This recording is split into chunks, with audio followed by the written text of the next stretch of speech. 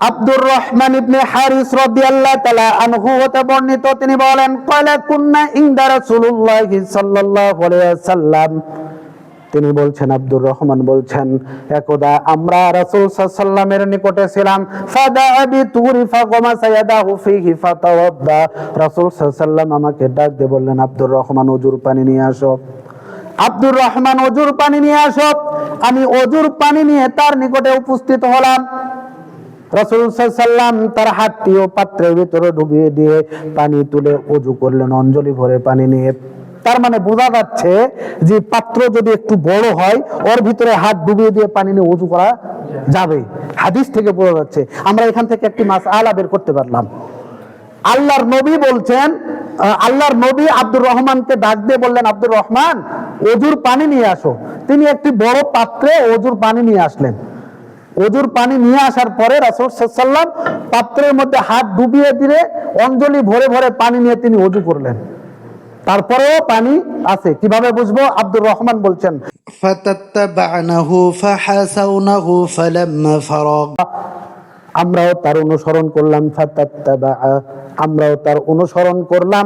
আমরাও পাত্রের মধ্যে হাত ডুবিয়ে দিয়ে, আমরা মানে কি বহু বচন, তার মানে আরো অনেক ছিল। পাত্রের মধ্যে হাত ডুবিয়ে দিয়ে অঞ্জলি ভরে পানি নিয়ে আমরা ওযু করলাম। তারপরেও অবশিষ্ট পানি থেকে যায়।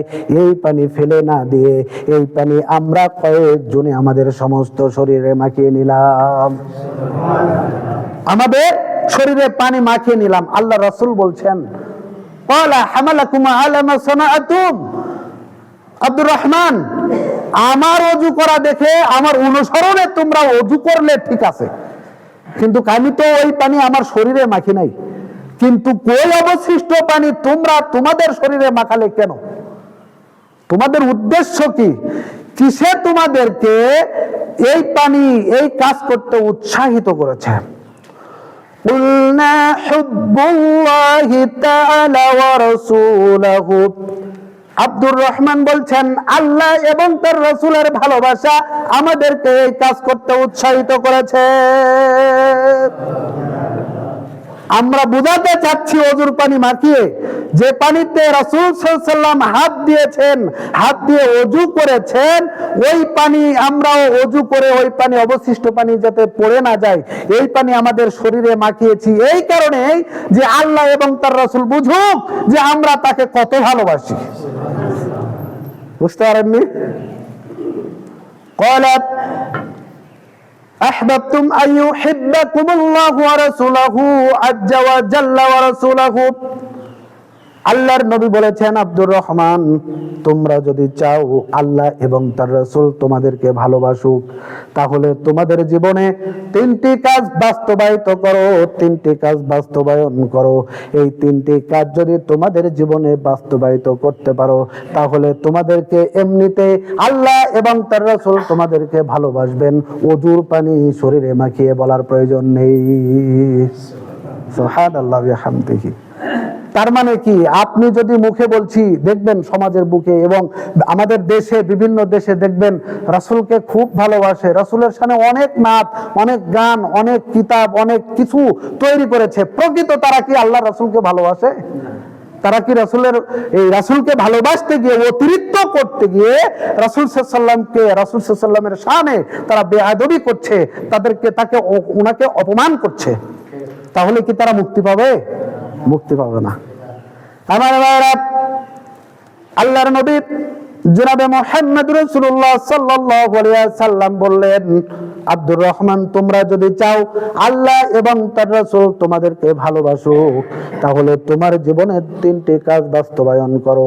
এই তিনটি কাজ যদি বাস্তবায়িত করতে পারো, তাহলে এমনিতে আল্লাহ এবং তার রাসূল তোমাকে ভালোবাসবেন। একটি বক্তব্য, একটি গল্প শুনেছিলাম, বিরক্ত করছেন নাকি আপনারা?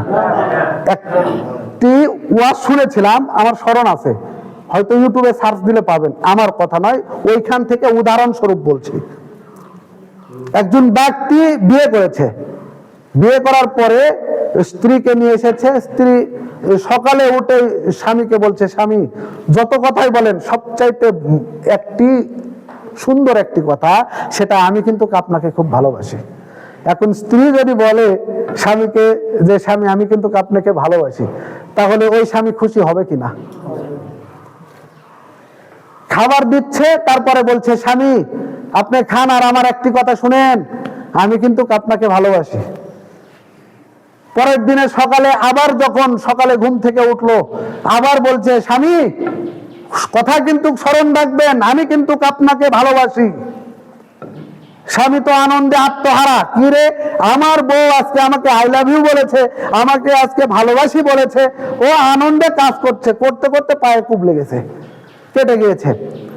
দৌড়াদৌড়ি করে রক্তাক্ত অবস্থায় বাড়িতে ছুটে চলে আসতেছে, এসে বাড়িতে ঢুকেছে, দেখে যে পা কেটে গেছে রক্তাক্ত অবস্থায়। বলছে তাড়াতাড়ি তুমি বাড়ির ভিতর থেকে ব্যান্ডেজ নিয়ে আসো, মেডিসিন নিয়ে আসো, আমার রক্ত বন্ধ করো। করছে আরে ওগুলো পরে হবে, আগে আমার একটা কথা শোনো, সেটা হচ্ছে এই আমি কিন্তু আপনাকে খুব ভালোবাসি। স্ত্রীর উচিত কি ছিল? মুখ দিয়ে বলা নয়, তার উচিত ছিল মেডিসিন নিয়ে এসে আগে তাড়াতাড়ি রক্তটা বন্ধ করা, তাই কিনা? আমার ভাইরা, আল্লাহর নবী জনাবে মুহাম্মদ রাসূলুল্লাহ সাল্লাল্লাহু আলাইহি ওয়াসাল্লাম বলছেন তোমার জীবনে তিনটি কাজ বাস্তবায়ন করো। এই তিনটি কাজ যদি বাস্তবায়ন করতে পারো, তাহলে এমনিতে আল্লাহ এবং তার রাসূল তোমাদেরকে ভালোবাসবেন। তোমাদের মুখ দিয়ে বলতে হবে না যে আমরা আল্লাহ এবং তার রাসূলকে ভালোবাসি বা ভালোবাসা পেতে চাই।